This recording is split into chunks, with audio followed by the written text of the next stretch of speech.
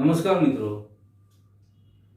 Chemistry પી બ્લોકના તત્વો chapter number 11 standard પણ 11.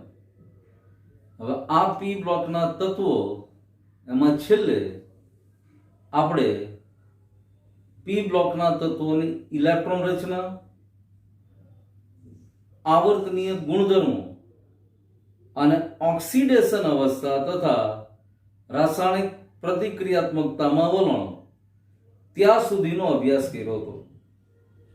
એની પહેલા 13મો સમૂહ જે બોરોન પરિવાર તરીકે ઓળખાય છે એનો સ્ટડી કર્યો હતો.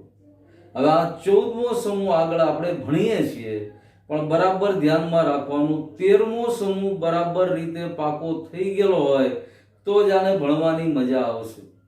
કારણ કે આ બધા જ પ્રશ્નો તમે જુઓ તો એકબીજાને રિલેટેડ છે ને એકબીજાથી અમુક જગ્યાએ એની રાસાયણિક પ્રક્રિયા અલગ પણ પડે છે અને આને સતત યાદ રાખ્યા કરવું પડશે. ઓર્ગેનિક કેમેસ્ટ્રી જેવું નથી કે ભાઈ એકવાર સમજાઈ ગયા પછી લાંબો સમય યાદ રહે. આ યાદ રહી જશે, પણ આ સતત રિવિઝન માંગે છે. આમાંથી મોટા ભાગના પ્રશ્નો તમે જુઓ તો પાકા કરવાના, યાદ રાખવાના જ છે. આમાં લોજિક આરે જાજો મતલબ નથી. એટલે ખાસ એક એક સમૂહ જેમ જેમ આપણે આગળ ભણતા જઈએ એમ પાછલા સમૂહને સતત રિવાઇઝ અને પ્રેક્ટિસ માટે સતત તમારી સામે જ રાખવાના. હવે સમૂહ નંબર 14 જે કાર્બન પરિવાર અથવા કાર્બનના સમૂહ તરીકે ઓળખાય છે, એની રાસાયણિક પ્રક્રિયાઓ ભણીએ એની પહેલા ફરી એકવાર એની સામાન્ય ઇલેક્ટ્રોન રચનાને યાદ કરી લઈએ. સામાન્ય ઇલેક્ટ્રોન રચના NH2 NP2 પ્રકારની છે. મતલબ S કક્ષક પાસે 2 ઇલેક્ટ્રોન અને P કક્ષક પાસે 2 ઇલેક્ટ્રોન છે.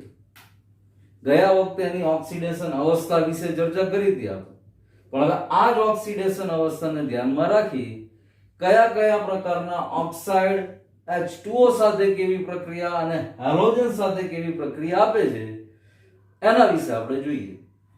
તો સૌથી પહેલા ઓક્સિજન સાથે, તો આ બધા જ તત્વો સહેલાઈથી મોનોક્સાઇડ અને ડાયોક્સાઇડ બંને પ્રકારના ઓક્સાઇડ બનાવી શકે છે.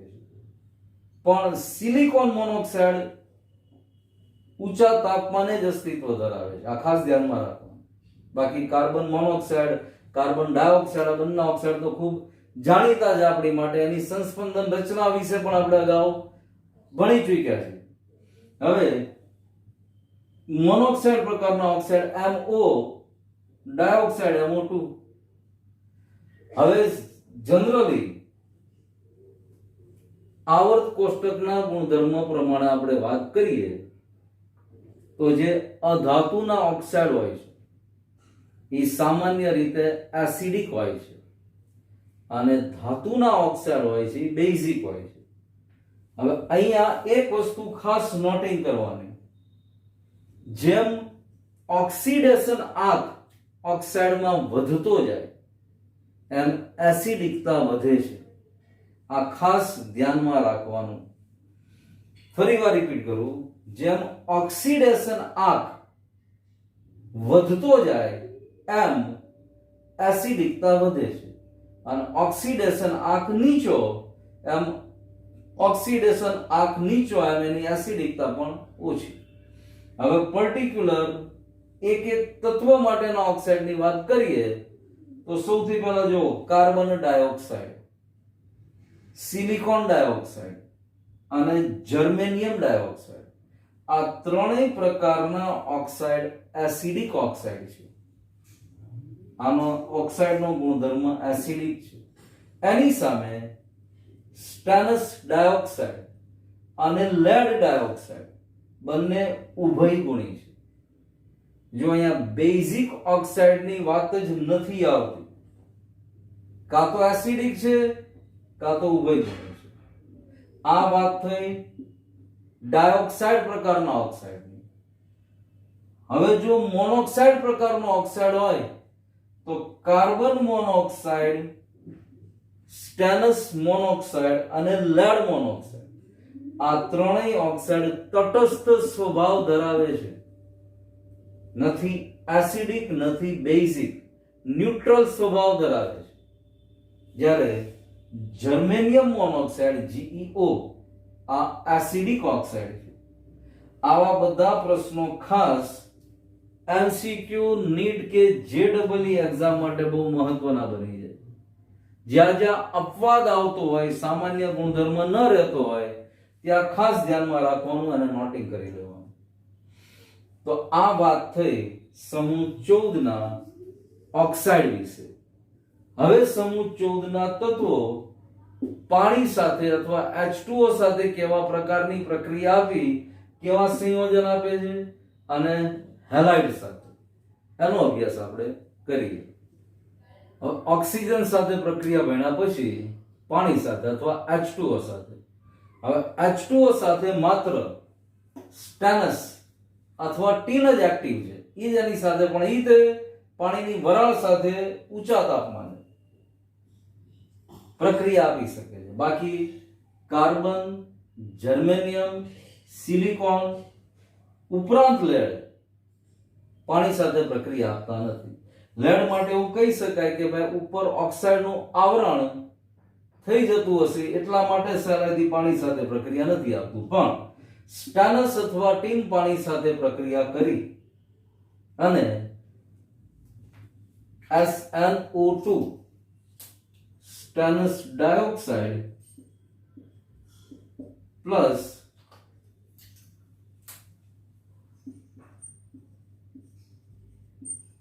હાઇડ્રોજન વાયુ છૂટો પાડે. હાઇડ્રોજન વાયુના 2 મોલ, કારણ કે SN+2H2 SnO2 બને, સ્ટેનસ ડાયોક્સાઇડ બને.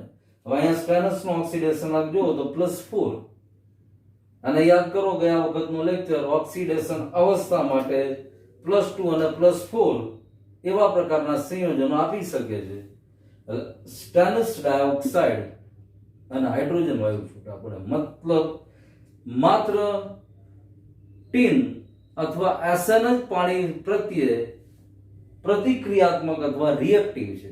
બાકીના સમૂહ 14 ના બીજા તત્વો કાર્બન હોય, સિલિકોન હોય, જર્મેનિયમ હોય અને છેલ્લું તત્વ લેડ હોય તો એ પણ પાણી પ્રત્યે એટલું એક્ટિવ નથી જેટલું સ્ટેનસ છે.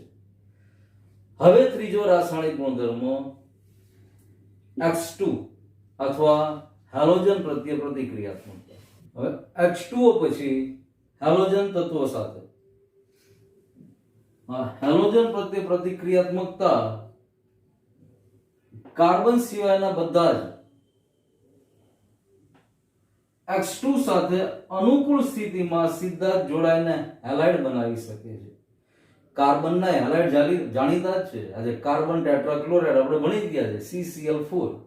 પણ બાકીના કાર્બન સિવાયના સીધા જ હેલોજનની સાથે પ્રક્રિયા કરી સહેલાઈથી હેલાઇડ બનાવી શકે છે. હેલોજન એટલે આપણને ખબર છે ફ્લોરિન, ક્લોરિન, બ્રોમિન, આયોડિન. એસ્ટિટીન પણ આવે, પણ એસ્ટિટીન રેડિયો એક્ટિવ તત્વ છે. એટલે ખાસ ધ્યાનમાં રાખવાનું કાર્બન સિવાયના બીજા બધા જ તત્વો સીધા જ હેલોજન સાથે જોડાય અને હેલાઇડ બનાવી શકે છે. હવે આ હેલાઇડ MH2 અને MH4 પ્રકારના છે. કારણ કે હમણાં જ ઓક્સિડેશન અવસ્થાની વાત કરી હતી, +2 અને +4 બંને ઓક્સિડેશન અવસ્થા જોવા મળે છે. પણ MH2 પ્રકારના બધાના હેલાઇડ નથી. આજે કાર્બનનો MH2 પ્રકારનો હેલાઇડ નહીં મળે, પણ કાર્બનનો MH4 પ્રકારનો હેલાઇડ મળશે, CCl4. ઉપરાંત મોટા ભાગના MH4 સહસંયોજક પ્રકૃતિ ધરાવે છે. જે MH4 પ્રકારના હેલાઇડ બન્યા આમાંથી અમુક અપવાદને બાદ કરતા મોટા ભાગના સહસંયોજક અથવા કોવેલન્ટ બંધ બનાવી સહસંયોજક પ્રકૃતિ ધરાવે છે. પરિણામે એનો જે મધ્યસ્થ પરમાણુ છે, દાખલા તરીકે કાર્બન ટેટ્રાક્લોરાઇડ CCl4, તો એમાં કાર્બન મધ્યસ્થ પરમાણુ થયો, તેમાં સંકરણ sp3 હોય અને એનો આકાર સમચતુષ્ફલકીય હોય. હવે ખાસ આ 3 નીચેના અગત્યના ગુણધર્મો છે, 4 આ ખાસ ધ્યાનમાં રાખવાના. SnF4 સ્ટેનસ ટેટ્રાફ્લોરાઇડ તથા લેડ ટેટ્રાફ્લોરાઇડ અપવાદ છે તેઓ આયોનિક પ્રકૃતિ ધરાવે છે. જો અહીંયા મોટા ભાગના શબ્દો વાપરી લીધા સહસંયોજક પ્રકૃતિ. હવે આ મોટા ભાગનાની અંદર સમાવિષ્ટ નથી. સ્ટેનસ ટેટ્રાફ્લોરાઇડ અને લેડ ટેટ્રાફ્લોરાઇડ સહસંયોજક પ્રકૃતિ નથી ધરાવતા, એમાં આયોનિક પ્રકૃતિ હોય છે. PbI4 અસ્તિત્વ ધરાવતો નથી. જો આ ખાસ નોટિંગ કરવાનું. લેડ ટેટ્રા આયોડાઇડ એ નથી બની શકતો, એનું અસ્તિત્વ નથી. ઉપરાંત જર્મેનિયમથી લેડ તરફ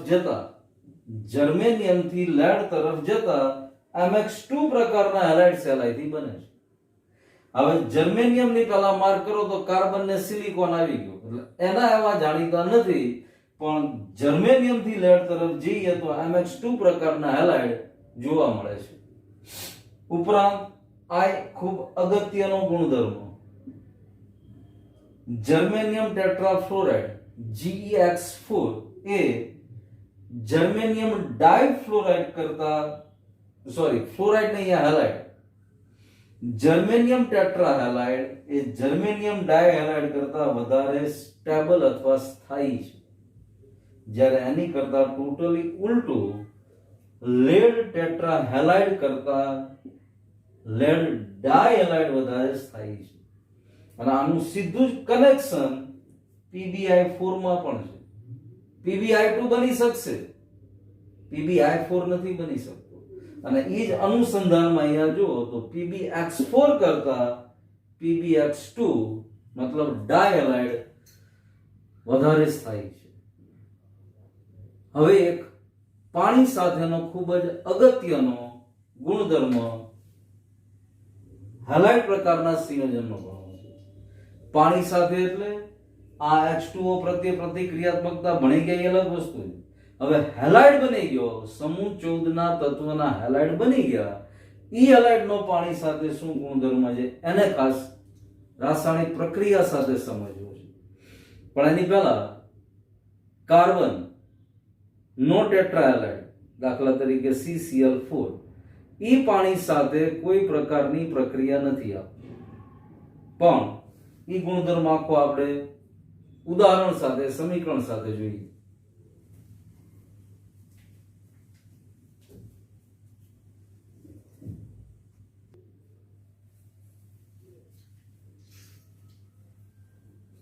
હમણાં જ વાત કરીએ એમ કાર્બન ટેટ્રાક્લોરાઇડ CCl4 એની સિવાયના અન્ય ટેટ્રાક્લોરાઇડ, આ જ સમૂહના અન્ય ટેટ્રાક્લોરાઇડ સંયોજનો H2O સાથે જળ વિભાજન પામી શકે છે. અને એનું કારણ છે કે કાર્બન સિવાયના બીજા જે કાંઈ આ સમૂહના તત્વો છે એની ડી કક્ષક H2O ની અંદર રહેલો ઓક્સિજન, જેની પાસે અબંધકારક ઇલેક્ટ્રોન યુગ્મ છે, તો ડી કક્ષકની અંદર આ અબંધકારક ઇલેક્ટ્રોન યુગ્મને સમાવી શકે છે, જ્યારે કાર્બન પાસે ડી કક્ષક ગેરહાજર છે. કાર્બન પાસે ડી કક્ષક નથી, એટલા માટે પાણીની અંદર જળ વિભાજન પામી શકે છે. બાકી પ્રક્રિયા સમજીએ. સિલિકોન ટેટ્રાક્લોરાઇડ SiCl4, જો સિલિકોનમાં sp3 સંકરણ હમણાં જ વાત કરી એમ, અને સમચતુષ્ફલકી આકાર એટલે SiCl4 H2O, પાણીનો આકાર કોણીય અને ઓક્સિજન ઉપર રહેલા અબંધકારક ઇલેક્ટ્રોન યુગ્મ. હવે સિલિકોનની ડી કક્ષક આ અબંધકારક ઇલેક્ટ્રોન યુગ્મને પોતાનામાં સમાવી અને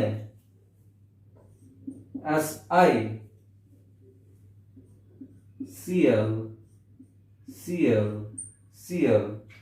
અને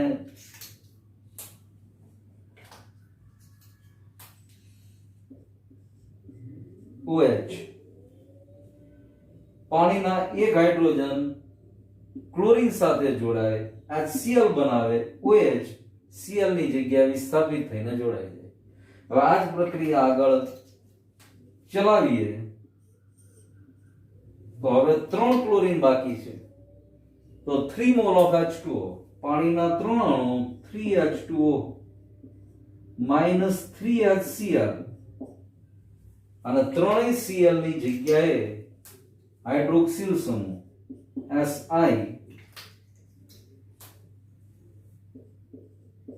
OH OH OH અને OH આ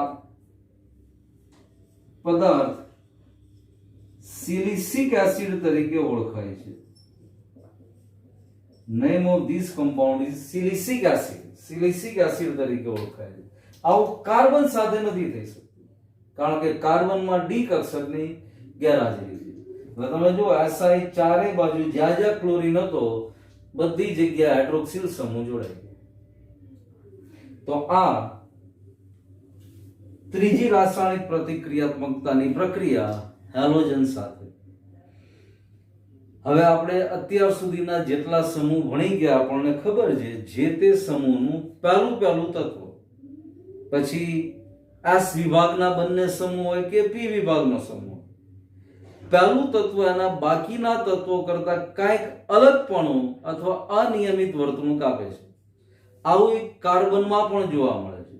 તો કાર્બનની જે અનિયમિત વર્તણૂક છે પોતાના અન્ય તત્વો અથવા પોતાના જ સભ્યો, પોતાના જ પરિવારના અન્ય તત્વો કરતા ક્યાં અને કેવી રીતે અલગ પડે છે એ હવે સમજીએ. પણ આ પ્રક્રિયા ખાસ બરાબર જોઈ લેજો.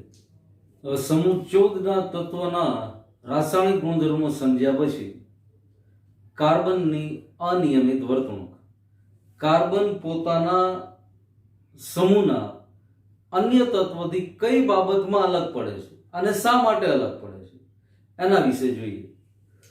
તો સૌથી પહેલા તો એનું કારણ જ શું છે, શા માટે કાર્બન અલગ પડે છે? તો બધા જ સમૂહના તત્વોની જેમ એક સામાન્ય કારણ પોતાના બીજા તત્વો, પોતાના સમૂહના બીજા તત્વ કરતા નાનું કદ, ઊંચી વિદ્યુત ઋણતા, ઇલેક્ટ્રોનેગેટિવિટી પોતાના બીજા તત્વો કરતા વધારે છે.